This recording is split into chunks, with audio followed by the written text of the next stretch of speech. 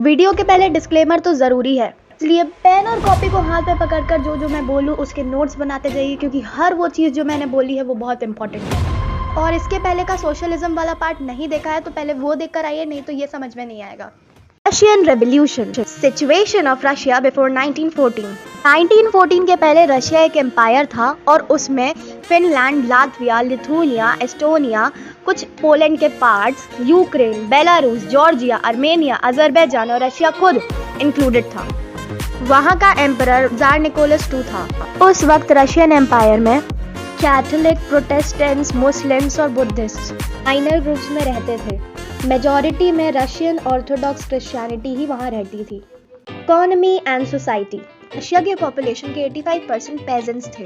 अब Russia was an agriculturist economy. Industries were found in pockets, मतलब कुछ concentrated areas जैसे सेंट पीटर्सबर्ग और मॉस्को में बहुत बड़ी इंडस्ट्रीज थी, वहाँ पर प्रोडक्शन होता था, पर रशिया का ओवरऑल प्रोडक्शन क्राफ्ट्समैन के द्वारा होता था।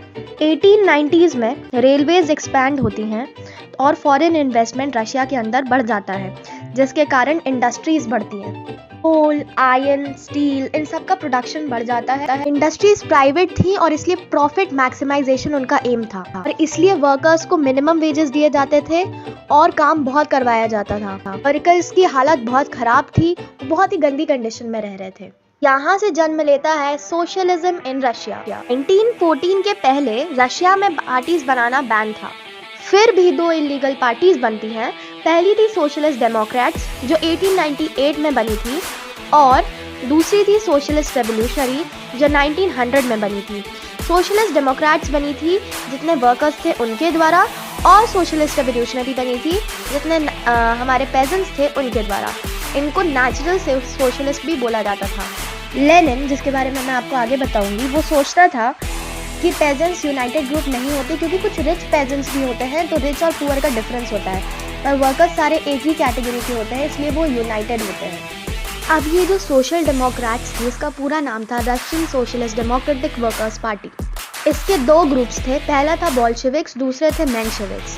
बोल्शेविक्स मेजॉरिटी फैक्शन था, मतलब बहुत सारे लोग बोल्शेविक्स थे।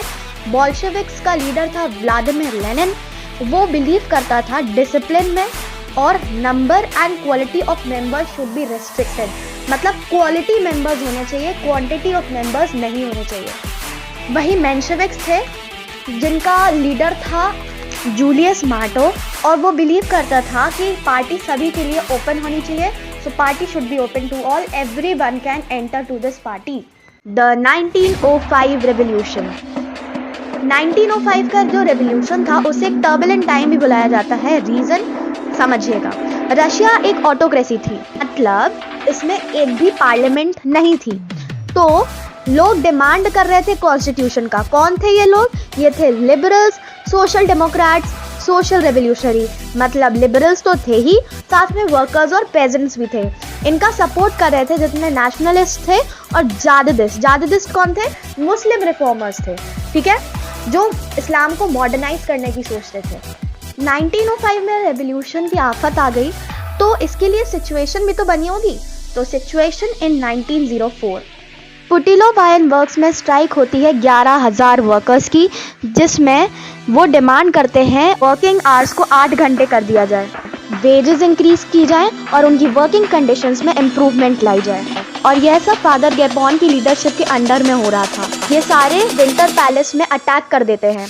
कब? 22 जन 1905 को थी। जार ऑर्डर कर देता है अपने मिलिट्री को, और 100 वर्कर्स मारे जाते हैं, 300 वुंडेड या इंजर्ड होते हैं। इस दिन इतना सब कुछ हुआ था, इसलिए इस दिन को नाम दिया गया ब्लडी संडे। और यहीं से शुरू होता है एक सीरीज ऑफ इवेंट्स जब 1905 रेवोल्यूशन शुरू हुआ था। इस रेवोल्यूशन में पूरी कंट्रीज में स्ट्राइक होती थी, यूनिवर्सिटीज बंद कर दी गई थी, lawyers, doctors, engineers, other middle class people सब डिमांड कर रहे थे साथ आकर कि वी नीड अ कॉन्स्टिट्यूशन। 1905 के रेवोल्यूशन के प्रेशर में जार ने बोला, चलो भाई डूमा बना लो। अब ये डूमा किस खेत की मूली है? डूमा कुछ नहीं है, डूमा पार्लियामेंट है रशिया की, जस्ट लाइक इंडिया का संसद भवन है, रशिया का डूमा है। इस पार्लियामेंट में लोग इलेक्ट होकर जाते। अब इलेक्ट होकर गए तो हर प्रकार का व्यक्ति गया, पर जार ने जूमा को 75 डेज में डिसॉल्व कर दिया। फिर कुछ महीनों बाद सेकेंड डूमा बनती है, पर जार सेकेंड डूमा को भी डिसॉल्व कर देता है और फाइनली बनती है थर्ड डूमा। इस थर्ड डूमा में सिर्फ कंजर्वेटर्स थे, मतलब जो जार के सपोर्टर्स थे, सिर्फ वही इस डूमा में इलेक्ट हुए थे। 1914 में वर्ल्ड वॉर 1 शुरू हो जाता है, हाँ, सेंट्रल पावर्स और अलाइड पावर्स के बीच में। सेंट्रल पावर्स में जर्मनी, ऑस्ट्रो हंगेरियन एम्पायर और ऑटोमन टर्की थे। अलाइड पावर्स में फ्रांस, इंग्लैंड और रशिया थे। पहले रशिया में जार को सपोर्ट मिला, पर धीरे धीरे सपोर्ट कम हो गया। पर क्यों? पहले तो जार ने डूमा को कंसल्ट करना बंद कर दिया था। दूसरा कारण था रास्पुटिन, जो जार का कंसल्टेंट था, और क्योंकि वो ऑटोक्रेसी में बिलीव करता था, इसलिए लोग उसे बिल्कुल भी पसंद नहीं करते थे। और जार है कि उसके अलावा किसी की सुनता नहीं था। जर्मन ओरिजिन की थी जारीना अलेक्जेंड्रा। जारीना अलेक्जेंड्रा जार की पत्नी, ये जर्मनी की थी। तो लोगों को लगा भाई जार अपने ससुराल वालों से क्यों लड़ेगा, और इसलिए लोग जार का सपोर्ट भी करना बंद कर देते हैं। Russian army lost, 7 million casualties थी। Refugees of Russia moved away. War का प्रभाव इंडस्ट्रीज पर भी पड़ा। इसे समझने की कोशिश करिए। आप इस मैप में देख सकते हैं, ये बाल्टिक सी है जो जर्मनी और रशिया के साथ कॉमन बॉर्डर शेयर करता है। अब इस बाल्टिक सी के थ्रू कुछ इंडस्ट्रियल इक्विपमेंट्स आती थी, जो जर्मनी ने रोक दी, तो इक्विपमेंट्स आना बंद हो गए। तो लैक ऑफ इक्विपमेंट्स, रेलवे का एक्सपेंशन चल रहा था, वो रुक गया 1916 तक। जो छोटी छोटी शॉप्स थी वो बंद हो गई थी। फसल का बड़ा हिस्सा आर्मी को दिया जाने लगा, तो लोग भूखे रहते थे। February revolution in Petrograd. इस टॉपिक को समझने के लिए पहले आपको ये समझना पड़ेगा कि पेट्रोग्राड सिटी का लेआउट क्या था। मान लीजिए पेट्रोग्राड सिटी है, इसके सेंटर से एक रिवर नेवा थी जो डायगोनल की तरफ बहती थी। इसके राइट बैंक में फैक्ट्री क्वार्टर्स थे और लेफ्ट बैंक विंटर पैलेस और डूमा जैसे फैशनेबल एरियाज थे। सिचुएशन इन सोसाइटी, जार ने डूमा को डिसॉल्व कर लिया था और इस बात से कोई खुश नहीं था, और इन सब से सर्कमस्टांसेस बनते हैं। 22 फेब को एक फैक्ट्री में लॉकआउट हो जाता है, वहाँ पर वर्कर्स स्ट्राइक करने लगते हैं। इस स्ट्राइक में विमेन भी पार्ट लेती हैं और इसलिए इसको विमेन्स डे के नाम से भी जाना जाता है। जो डेमोन्स्ट्रेटर्स थे वो सिटी के सेंटर में जाते हैं और नेवेस्की प्रोस्पेक्ट में जाकर वहाँ वर्कर्स स्ट्राइक करने लगते हैं, पर गवर्नमेंट उस दिन कर्फ्यू अनाउंस कर देती है और इसी कारण से उस दिन उनको वापस जाना पड़ता है। पर ये 24 और 25 को वापस आते हैं, पर पुलिस और कैवलरी उनको इंस्ट्रक्ट करने के लिए वहाँ मौजूद होती है। How did the revolution outbreak? तो 25 फेब 1917 को गवर्नमेंट डूमा को सस्पेंड कर देती है। तो 27 को पुलिस हेडक्वार्टर जो थे वो रैंसैक्ड कर दिए जाते हैं। वहाँ पर प्रोटेस्ट होने लगता है। लोग मांग कर रहे थे ब्रेड की, वेजेस की और बेटर डेमोक्रेसी की। किंग ने कैवलरी को ऑर्डर दिया, पर इस बार कैवलरी ने मना कर दिया, जाओ हम नहीं करेंगे। मतलब सोल्जर्स, वर्कर्स, यूनियन, सोवियत सब मिलकर आते हैं और एक पेट्रोग्राड सोवियत बनाते हैं। ये पेट्रोग्राड सोवियत बोलती है या तो तुम इज्जत से हटा लो अपना ये मुकुट, नहीं तो हम हटवा देंगे। जार 2 मार्च को एब्डिकेट कर देता है। So you have to remember this date, abdication of czar is on 2 March. February revolution brought down the monarchy. बहुत सारी एसोसिएशंस हटा दी गई थी। व्लादिमीर लेनिन एग्जाइल से वापस आ गया था, और क्योंकि वो अप्रैल में आया था और उसने 3 डिमांड्स रखी थी, तो इन डिमांड्स को नाम दिया गया अप्रैल थीसिस।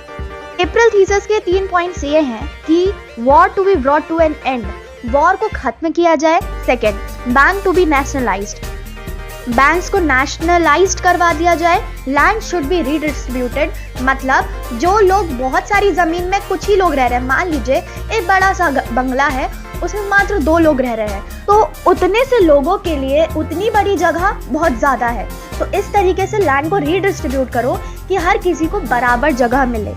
ये थी अप्रैल थीसिस। अब जो बोल्शेविक पार्टी थी उसका नाम कम्युनिस्ट पार्टी कर देता है कौन? ये व्लादिमीर लेनिन। पहले अप्रैल थीसिस से सब डिसएग्री होते थे। उनने कहा कि अभी तो रेवोल्यूशन हुआ इतना बड़ा और अब भी तुम अप्रैल थीसिस लेकर आ गए। पर जो प्रोविंशियल गवर्नमेंट बनी थी पेट्रोग्राड सोवियत के द्वारा, उसके कुछ ऐसे एक्शंस थे जो लोगों को भी यह सोचने पर मजबूर कर देते हैं कि भाई अप्रैल थीसिस सही है। प्रोविंशियल गवर्नमेंट वायलेंट वेज अपनाने लगे। वो कहते हैं ना, power leads to play. Bolsheviks thought to stop all this। अब जो पेजेंट्स थे और सोशलिस्ट रेवोल्यूशनरी मतलब वर्कर्स थे, सब कहते हैं कि लैंड को डिस्ट्रीब्यूट करो। लैंड कमिटीज बनाई गई। जुलाई और सितंबर के बीच में लैंड सीजर भी शुरू हो गया। अब अक्टूबर आ जाता है तो द रेवोल्यूशन ऑफ अक्टूबर 1917। इस रेवोल्यूशन को आप ऐसा समझो कि provincial government versus Bolsheviks. Lenin ने प्लान करना शुरू कर दिया था कि अब वो रिवोल्ट करेगा प्रोविंशियल गवर्नमेंट के अगेंस्ट। 16 अक्टूबर 1917 को लेनिन पेट्रोग्राड सोवियत और बोल्शेविक्स को परसुएट कर लेता है कि आप हमारे साथ रिवोल्ट में शामिल हो। इन सभी को मिलाकर एक कमेटी बनाई जाती है जिसका नाम होता है मिलिट्री रेवोल्यूशनरी कमेटी, जो लियोन ट्रॉट्स्की के लीडरशिप के अंडर काम करेगी। अब रेवोल्यूशन कब करना है इस डेट को सीक्रेट रखते हैं। फाइनली 24 अक्टूबर को प्राइजिंग शुरू होती है। उस वक्त केरेंस्की पीएम था, जो विंटर पैलेस छोड़कर ट्रूप्स को बुलाने चला जाता है और 2 बोल्शेविक न्यूज़पेपर्स को भी सीज कर लिया जाता है। बोल्शेविक्स की टेलीग्राफ सर्विस और टेलीफोन लाइंस को ब्लॉक कर दिया जाता है जिससे विंटर पैलेस को प्रोटेक्ट किया जा सके। पर बोल्शेविक्स कम थोड़े ना थे, वो जाके सीधे ऑफिसर्स, मिनिस्टर्स, विंटर पैलेस और शिप अरोरा जो एक क्रूज थी, सभी चीजों को सीज कर लेता है। फाइनली रशिया प्रोविंशियल गवर्नमेंट से मुक्त हो जाता है। बोल्शेविक्स ने सही किया, यह पूरी जनता मानती थी और दिसंबर 1917 तक बोल्शेविक्स अपना कंट्रोल जमा लेते हैं। अक्टूबर रेवोल्यूशन के बाद क्या बदल गया तो देखिए, अप्रैल थीसिस को इम्प्लीमेंट किया गया। बड़े बड़े जो हाउसेस थे वो डिवाइड कर दिए गए थे लोगों के साइज, फैमिली साइज के अकॉर्डिंग। टाइथ बैन कर दिया गया। एक नई यूनिफॉर्म बनाई गई आर्मी ऑफिशियल्स की जिसमें एक ब्यूडिनोवा हैट इंक्लूडेड थी और बोल्शेविक पार्टी का नाम रशियन कम्युनिस्ट पार्टी कर दिया जाता है। मतलब रशिया भी लाइक। अरे रुको भैया, जरूरत से ज्यादा खुशी अच्छी नहीं होती। Problems occurred now also. नवंबर 1917 में कॉन्स्टिट्यूएंट असेंबली के लिए इलेक्शंस होते हैं जो बोल्शेविक्स ही करवाते हैं। पर उनको लगता है कि उनने इतना सब कुछ किया है तो जनता उन्हीं को वोट करेगी, पर वो फेल हो जाते हैं इन इलेक्शंस में। तो 1918 के जनवरी में लेनिन डिसमिस कर देता है कॉन्स्टिट्यूएंट असेंबली को और वो क्या आर्ग्यूमेंट्स देता है कि भैया ये जो ऑल रशियन कांग्रेस सोवियत थी ना, वो ज़्यादा डेमोक्रेटिक थी और इलेक्शंस अनसर्टेन कंडीशंस में हुए हैं, इसलिए मैं इनको डिसमिस कर रहा हूँ। क्योंकि लेनिन को भैया पावर का चस्का लग गया था। अब देखो लेनिन क्या करता है, ऑपोजिशन के बावजूद जर्मनी के साथ फ्रेंडशिप कर लेता है। Russia became one party state, मतलब वहां पर सिर्फ रशियन कम्युनिस्ट पार्टी थी। Trade unions were kept under control of secret police, जो कि थी चेका फर्स्ट, ओजीपीयू, एनकेवीडी, जो चलते फिरते कई लोगों को पनिशमेंट दे देती थी जो बोल्शेविक्स के खिलाफ कुछ भड़काऊ बातें करते थे। The civil war. जितने नॉन बोल्शेविक्स थे, सोशलिस्ट थे, लिबरल्स थे, सपोर्टर्स ऑफ ऑटोक्रेसी थे, सब एक साथ आते हैं और बोल्शेविक्स को अपोज करने लगते हैं। तो एक वॉर शुरू होता है जो कि गन से नहीं बल्कि आर्ग्यूमेंट से चल रहा होता है। रशिया में 3 ग्रुप्स बनते हैं। पहले थे रेड जो थे बोल्शेविक्स, दूसरे थे ग्रीन्स जो थे सोशलिस्ट रेवोल्यूशनरी मतलब हमारे पेजेंट्स या नेचुरल सोशलिस्ट, और तीसरे थे व्हाइट्स जो प्रो जारिस्ट थे मतलब जार के सपोर्टर्स। अब ग्रीन्स और व्हाइट्स साथ आ जाते हैं और इनको फ्रांस, अमेरिका और ब्रिटिश का सपोर्ट मिल जाता है और ये फिर एक सिविल वॉर शुरू होता है बोल्शेविक्स के खिलाफ। बट देन ऑल्सो बोल्शेविक्स की इतनी पावर बढ़ चुकी थी कि वो इस सिविल वॉर में भी जीत हासिल कर लेते हैं। Making a socialist society. Bolsheviks का कंप्लीट कंट्रोल आ ही गया था और इसलिए banks and industries were nationalised. एक सेंट्रलाइज्ड प्लानिंग इंट्रोड्यूस की गई 5 साल की, जिसमें 2-5 साल के कपल ऑफ प्लान्स थे। इन प्लान्स के कारण इंडस्ट्रियल ग्रोथ हुई, नई फैक्ट्रीज बनी, बहुत डेवलपमेंट हो रहा था रशिया में। पर इसका एक डार्क साइड भी था कि रैपिड कंस्ट्रक्शन मतलब जल्दी कंस्ट्रक्शन होने के कारण वर्किंग कंडीशंस बहुत गंदी थी वर्कर्स की। नेटगोर्स्क एक जगह थी जो कंस्ट्रक्शन अचीव करती है 3 साल में। वहाँ पर वर्कर्स बहुत ही हार्ड लाइफ जी रहे थे। -40 डिग्री सेल्सियस तापमान में उनको 4 फ्लोर नीचे जाना पड़ता था। 550 स्टॉपेजेस थे पूरे प्लान में। बहुत सारे खामियां थी। ऐसा नहीं था कि गवर्नमेंट कुछ भी नहीं कर रही थी। एक एक्सटेंडेड स्कूलिंग सिस्टम बनाया गया वर्कर्स के लिए। क्रैचेस, जो विमेन वर्कर्स थी उनके लिए क्रैचेस बनाए गए जहां पर वो अपने बच्चों का पालन पोषण कर सके। Cheap public health care was provided, health care दी गई पर वो चीप कंडीशंस में थी। जो एक मॉडर्न लिविंग क्वार्टर्स थे वो बनाए गए वर्कर्स के लिए, पर एफर्ट्स लिमिटेड हो पाए क्योंकि रिसोर्सेज की कमी थी। Stalin and collectivization. Disclaimer: the time period when the Russian Communist Party was headed by Stalin is called as Stalinism, and combining land for various farmers and then performing the agricultural activities on collective basis is called as collectivization. Stalin की हो जाती है death तो बनता है Stalin Russia का dictator. 1927 में food grains की शॉर्टेज होती है तो लोगों के लिए प्राइसेस फिक्स कर दिए जाते हैं और कंपलसरी कर दिया जाता है कि आपको ग्रेन को बेचना ही पड़ेगा। पेजेंट्स ने कहा नहीं। स्टालिन का मानना था कि पेजेंट्स और ट्रेडर्स जो हैं स्टॉक्स को होल्ड करके रखते हैं। ग्रेन्स का स्पेकुलेशन रोक दिया जाता है और बोला जाता है कि आप सभी को ग्रेन्स को बेचना ही पड़ेगा। ग्रेन प्रोड्यूसिंग एरियाज का जायजा लिया जाता है। कुलक्स जो कि वेल टू डू पेजेंट्स थे उन पर रेड की जाती है। सबके बावजूद shortage of grains continued. Reason क्या था किसी को नहीं पता था। So Stalin thought to modernise farms. तो फार्म्स में इंडस्ट्रियल लाइंस जोड़ दी गई मशीनरी के साथ। कोलक्स को हटा दिया गया। अब जितने फार्म्स थे सारे स्टेट के अंडर कंट्रोल थे। यही था कलेक्टिवाइजेशन। 1929 में बोला पेजेंट्स ने कि बंद करो ये कलेक्टिव फार्म्स का सिस्टम। और इन कलेक्टिव फार्म्स के कारण हार्वेस्ट भी बुरी हुई थी, जिसके कारण एक पैंडेमिक पड़ जाता है रशिया पर। स्टालिन ने बहुत ही गंदा रूलर था और उसका ये कलेक्टिवाइजेशन प्रोग्राम भी सुपर फ्लॉप था। और इसी के साथ हमारा खत्म होता है Russian revolution. Your life matters for us a lot. यही वीडियोस देखने के लिए लाइक और subscribe the channel. Till then have a good day, have a nice night, bye bye.